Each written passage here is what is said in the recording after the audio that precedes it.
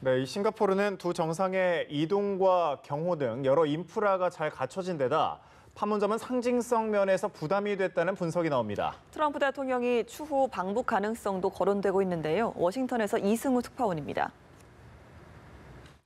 도널드 트럼프 대통령이 직접 언급하며 급부상했던 판문점 대신 싱가포르가 북미 정상회담의 개최지로 최종 낙점됐습니다.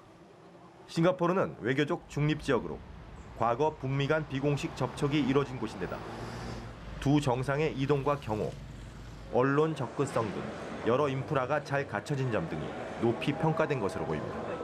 지난 2015년 시진핑 중국 국가주석과 마잉주 대만 총통 간 양안 분단 66년 만의 첫 정상회담도 싱가포르에서 열렸습니다.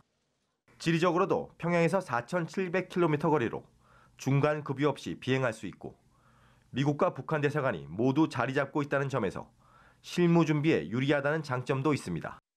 판문점의 경우 역사적 상징성이 크지만 오히려 그 상징성이 미국 측의 부담으로 작용했다는 평가입니다.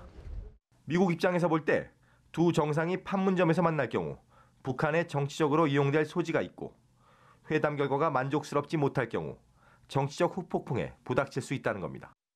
앞서 지난달 남북 정상회담이 판문점에서 개최되면서 북미 정상회담 개최지로는 신선도가 높지 않다고 판단했다는 관측도 있습니다.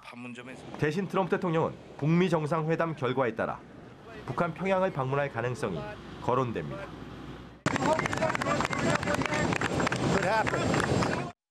만일 비핵화 협상 타결 이후 트럼프 대통령의 평양 방문이 성사된다면 한반도 평화협정이나 북미 수교 체결 등을 전후한 시점이 되지 않겠냐는 전망입니다. 워싱턴에서 연합뉴스 이승우입니다.